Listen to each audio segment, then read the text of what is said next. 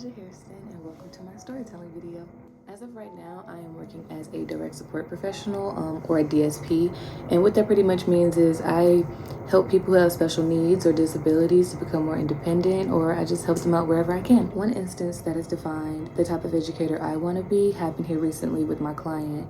On this particular day, I had arrived at her home for a house visit, and about 30 minutes before this visit, she had a meeting about maybe obtaining a job or doing some job shadowing, where the meeting did not go as good as she had hoped, and she had a big blow up.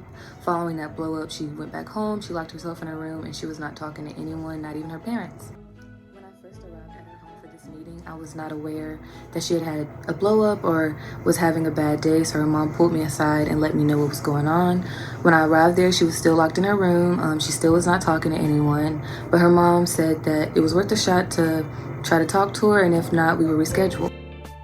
I went inside, I knocked on her door, and the first thing she said was, "Now's not a good time," but I let her know that it was me at the door anyways, and as soon as she knew it was me, she opened the door and gave me a big hug and told me that she was relieved that I was there. That moment meant a lot to me because when she had shut everyone out, she trusted me enough to let me in. After what seemed like the best hug ever, I suggested that we go out for some fresh air and maybe go out for a walk.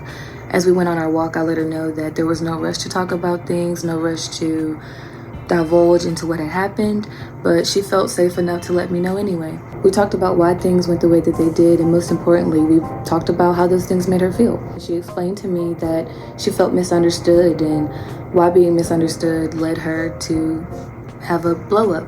By the end of our walk, she was back in positive spirits, and she thanked me for being understanding and being a listening ear. That mattered a lot to me. It showed me that a lot of the time, frustration comes from confusion, and when you're willing to communicate, be understanding, and be patient, you might just be able to help someone get through that frustration. That is the type of educator I want to be.